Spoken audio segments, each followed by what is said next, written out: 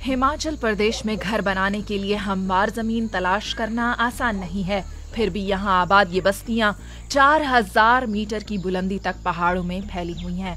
इस सियाहती कस्बे नगर में लकड़ी का काम करने वाले खबराम ठाकुर मकामी तौर पर हासिल करदा तामीराती मवाद से घर की तामीर में मसरूफ हैं। इस घर को बनाने के लिए भी वही तरीके इस्तेमाल किए गए हैं जो कई नस्लों से आजमूदा हैं।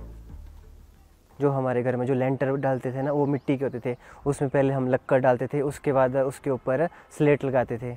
स्लेट लगाने के बाद उसके ऊपर फिर झाड़ियाँ जैसी होती थी हमारे वहाँ, उसको मतलब एक घास जैसा होता है, उसमें वो बारीक बारीक झाड़ियाँ होती है, उसको डालते थे। उसके बाद फिर मिट्टी की लेयर होती थी, फिर से झाड़ी डालनी, फिर से मिट्टी की लेयर।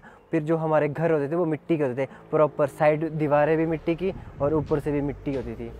अपने बुजुर्गों से सीखने के बजाय ठाकुर ने ये फन मकामी फन तामीर के स्टूडियो नॉर्थ में सीखा। ये इदारा रिवायती तामीराती तरीकों और मकामी तौर पर बनने वाली दस्तकारी के अहया के लिए पुरअज़्म है। कुट कूनी और धज्जी दीवारी जैसे रिवायती तरीके कदीम हिमालय तकनीक के खास पहलू हैं, जिनका इन्हिसार मकामी तौर पर दस्तयाब पत्थरों, लकड़ियों और मिट्टी पर होता है। इस इलाके में जहाँ शदीद ज़लज़ले आते हैं, ऐसे मकानात किसी नेमत से कम नहीं।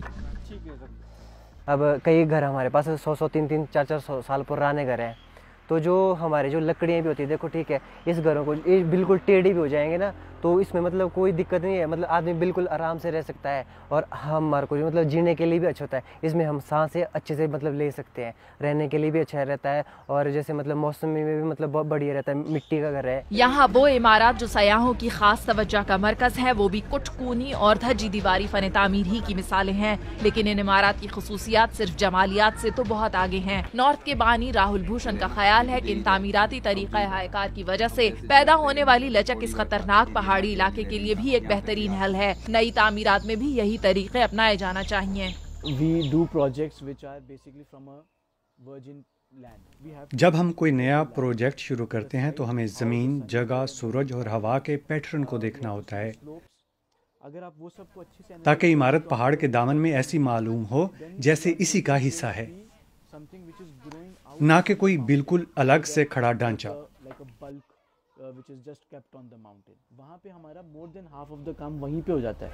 अगरचे इस खित्ते की कदीम तामीरात और सकाफत सायाहों की तवज्जो का मरकज हो सकते हैं, ताहम ज्यादातर नई इमारतें कंक्रीट की मदद से ही तामीर की गई हैं। वक्त के साथ साथ इस बड़ी पेशरफ ने इन पहाड़ी ढलवानों को भी अपनी लपेट में ले लिया है और कहा जाता है कि ये एक बहुत बड़ा खतरा हो सकता है। मकामी माहिर तारीख ओम चंद हांडा रियासती दारुल हुकूमत शिमला में रहते हैं और इन नए तामीराती तरीकों से होने वाले असरात का जायजा लेते हैं।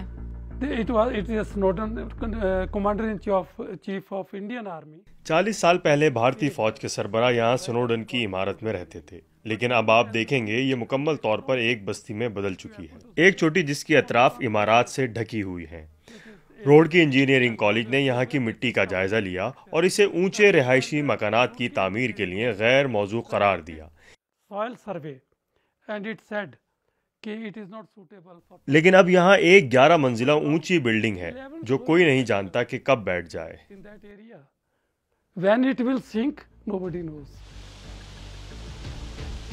ये भी उन बहुत सी इमारतों की तरह मुनहदिम हो जाएंगी जो 2023 के सैलाबों में मुनहदिम हो गई थी। यहाँ तक कि कंक्रीट और स्टील से बनी मजबूत तरीन इमारतें भी ताश के पत्तों के महल की तरह ढह गई थी।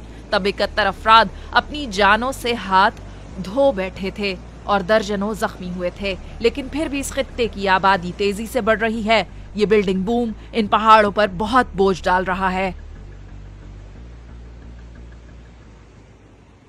इन पहाड़ों की ढलवानों का कुदरती जाविया 45 डिग्री से ज्यादा नहीं है, बस इस हद तक ही तामीरात की जा सकती है। लेकिन अब हम ढलवानों पर तामीरात कर रहे हैं जो काफी ऊंची हैं। अब हम 70 से 80 डिग्री की ढलवानों पर भी इमारतें तामीर कर रहे हैं, खुदाई का काम कर रहे हैं। हम पहाड़ों की अंदरूनी तहों तक खुदाई करके दीवारें बना रहे हैं और खुदाई के इस अमल से चट्टानों की तहों को शदीद नुकसान पहुंच रहा है।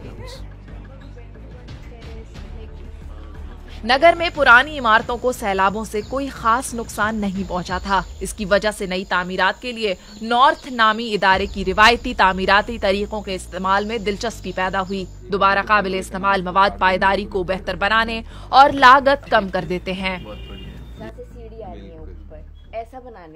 Whenever we do a project, हम उसमें हमारा काम मतलब सिर्फ डिज़ाइनिंग से पहले ही स्टार्ट हो जाता है। We start finding like any local, क्या आपके पास पहले से कोई लकड़ी या पत्थर है, कोई घर है पुराना, क्या हम उसको रीयूज़ कर पाएंगे, क्या हम उसको रिस्टोर कर सकते हैं और फिर कुछ एडिशंस बना सकते हैं। सो मतलब द ट्राई इज़ कि हम रिक्लेम्ड मटेरियल यूज़ कर पाएँ।